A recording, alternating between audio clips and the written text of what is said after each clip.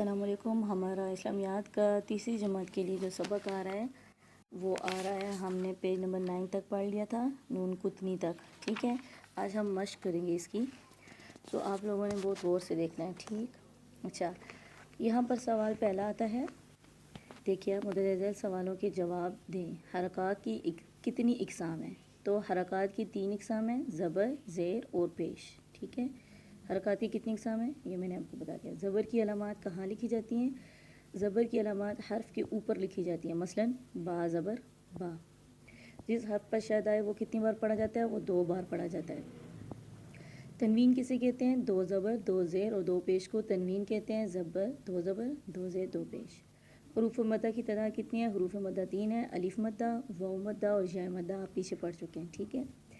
خالی جگہ دیکھتے ہیں۔ کھڑا زبر جس حرف پر ہو اس کی آواز کو دگنا کر کے پڑھتے ہیں۔ الٹا پیش واو کی آواز دیتا ہے۔ شد جس حرف پر آئے اسے 2 بار پڑھا جاتا ہے۔ مد متصل کی آواز کو 4 گنا لمبا کر کے پڑھا جاتا ہے۔ فکر درست کر کے لکھنا ہے۔ کھڑا زیر حرف کے اوپر لکھا جاتا ہے، کراس۔ پیش کے حرف کے اوپر لکھی جاتی ہے، گڈ۔ ایک زبر کو تنوین کہتے ہیں، کراس۔ مد متصل کی آواز مد منفصل سے زیادہ لمبی ہوتی ہے، گڈ۔ حروف مدہ کی تعداد 5 ہے، کراس 3 ہے۔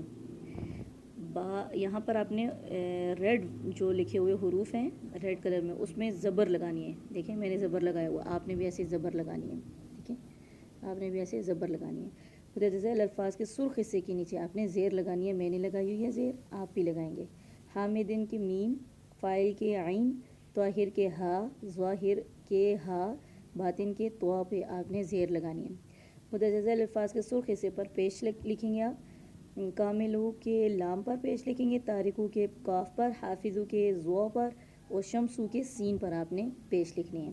ہماری اس طرح سے ایکسرسائز کمپلیٹ ہوئی۔ امید کرتی ہوں کہ آپ بہت اچھے سے اپنی نوٹ بک پہ لکھیں گے اور بہت اچھے سے اس کو یاد کریں گے۔ Thank you for joining us.